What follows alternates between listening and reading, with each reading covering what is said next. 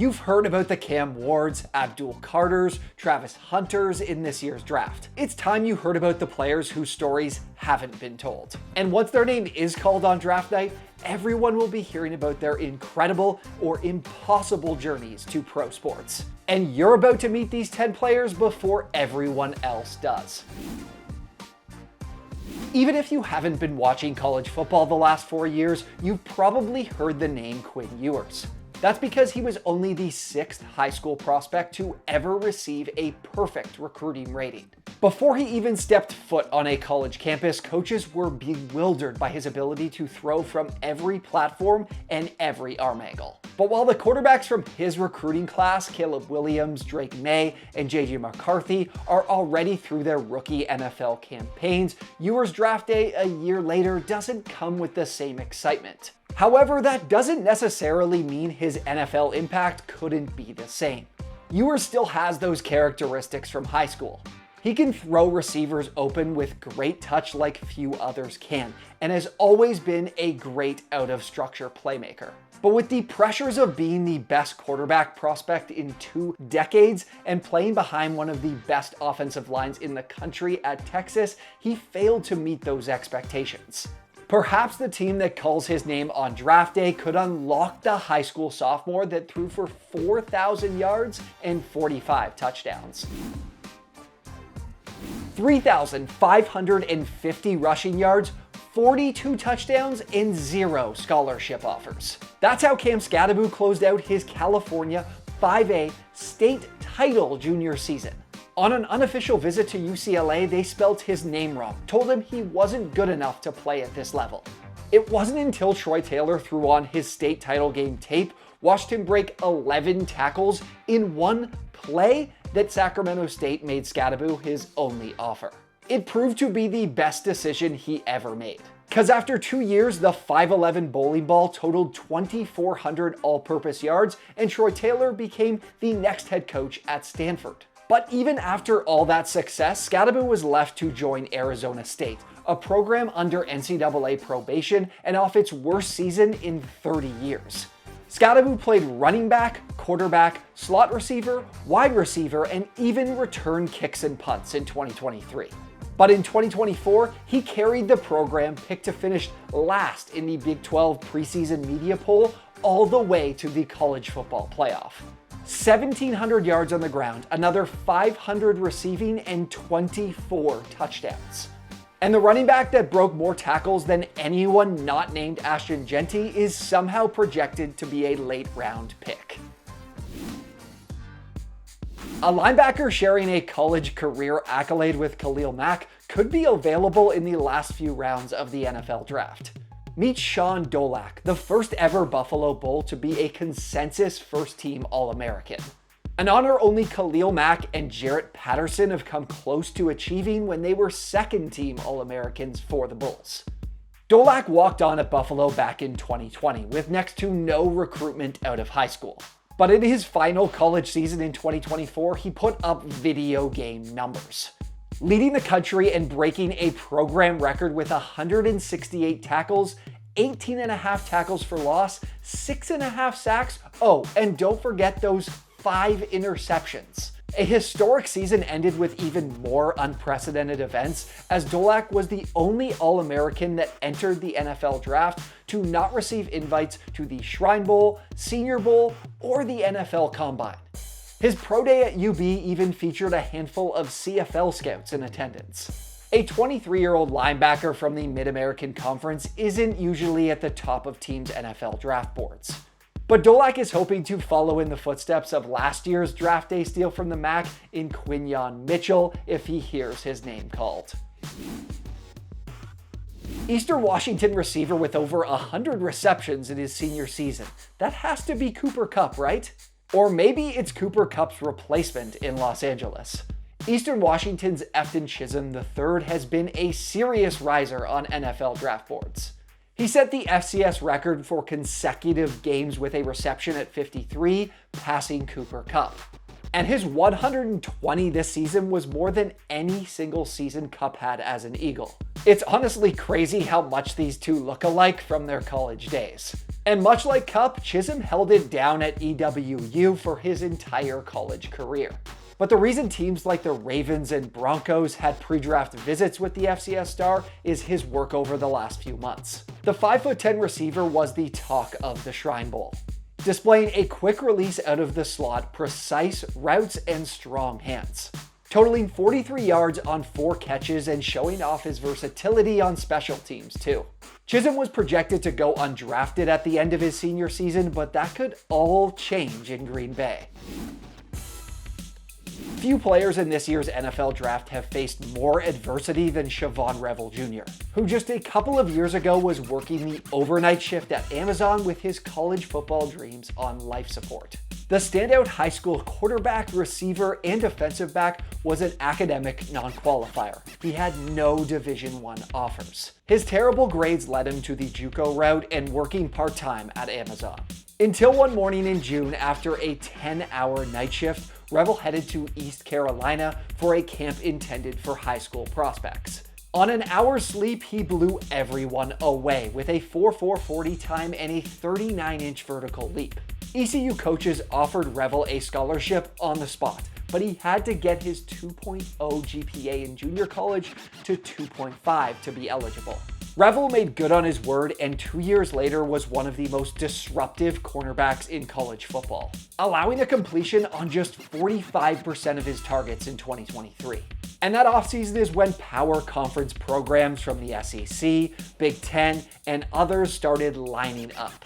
Revel's father said he received offers up to $600,000 to transfer, and these pitches weren't even legal. NFL scouts have raved about Revel's loyalty to the program that gave him his break, turning down those offers to play his final collegiate season at ECU. And it's one of many reasons Revel might hear his name called in round 1.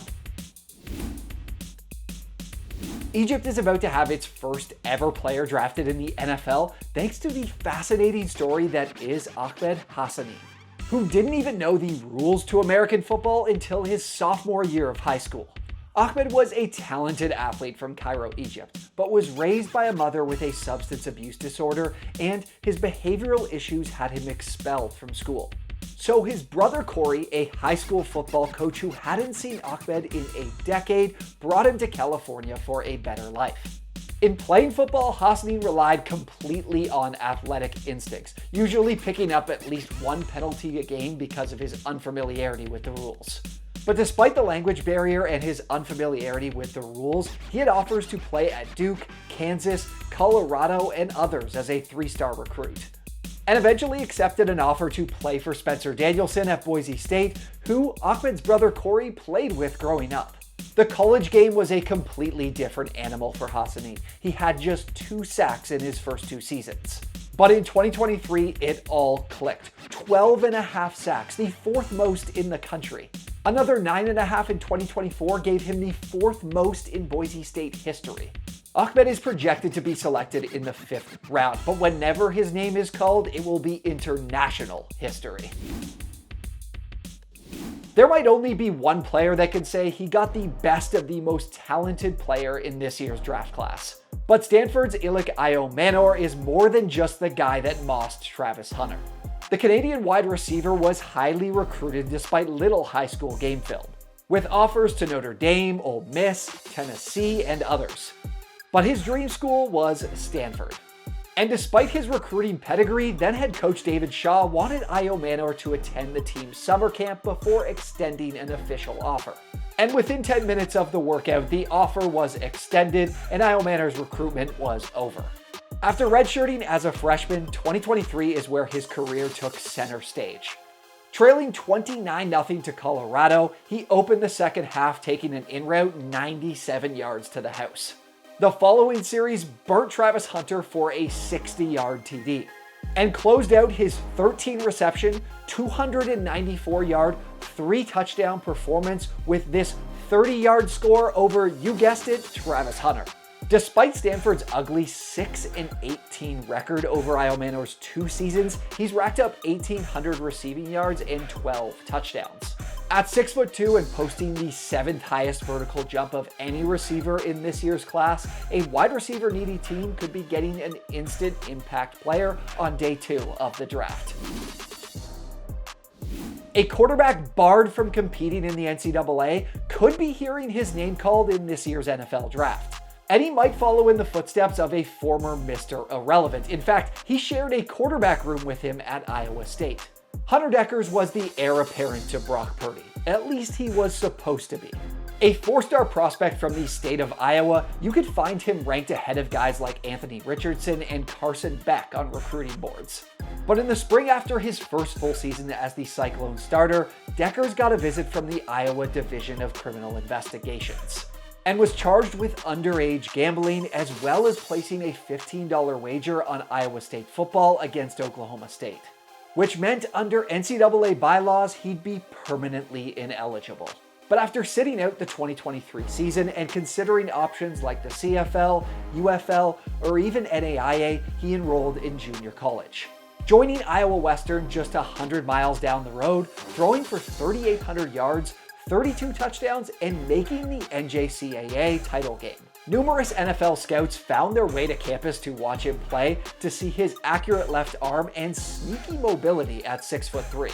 One scout said he definitely deserves a chance. And maybe he'll get one like Brock Purdy did with the last pick of this year's draft.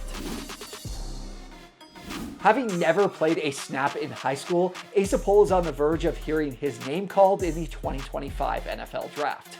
Issa's brother Tony was a standout defensive tackle in college, good enough to even make the pros. So how is it possible that his younger brother never played? Tony and Issa have the same biological parents, but lived in different households, something not uncommon in the Polynesian culture. Tony grew up with his birth parents while Issa with his cousins. In Issa's household, he wasn't allowed to play football. Kalo, who he calls mom, had safety concerns about the sport and wanted Issa to focus on the classroom. But when Issa graduated and the COVID pandemic struck, he was struggling, and he asked the brother he idolized if it was too late to pick up football. The 6'6", 290-pounder was born to play it like his brother, and the two worked relentlessly to teach Issa the game. And when he finally got an opportunity to play JUCO, Tony came with him to coach too. The relentless work ethic from Issa, who didn't lift a singular weight until he started training to play football, had successfully transitioned to offensive tackle and earned a scholarship at Washington State, the same school his brother Tony was the former team captain. But this isn't just an improbable college success story. Pole didn't allow a single sack in his senior season. His pass blocking efficiency grade is better than the likes of Will Campbell, Kelvin Banks, Josh Connerly, all projected first-round picks. Issa Pole is as football young as they come, and whoever drafts him could uncover a litany of potential. What if I told you this year's NFL draft features a franchise-altering player on special teams? And no, it's not a kicker or punter. I wouldn't even call him the next Devin Hester or Josh Cribbs as a returner. But UNLV's Ricky White is special. Not only did he put up back-to-back 1,000-yard seasons as a receiver for the Rebels to close out his career, but he single-handedly blocked more punts than any other college football team this season. 4 punts to be exact, 2 for touchdowns. By the midway point of the season, he was basically unblockable. Not only could Ricky White bring his success to the pros, but he could completely change the way coaching staffs utilize their stars. The NFL hasn't seen game-breaking talents on special teams in quite some time, and really never on the punt block team. But why couldn't Tyreek Hill, CeeDee Lamb, or Jamar Chase be used to make game-changing plays on special teams? If Ricky White brings his 2,500 receiving yards from the last 2 seasons along with his special teams prowess, he'll be an absolute steal on day 3. Alright, that's a wrap on 10 of the best stories heading into this year's NFL draft. Let me know if there's some awesome players I might have missed, and if you enjoyed the video, hit that like button and subscribe to the channel for more.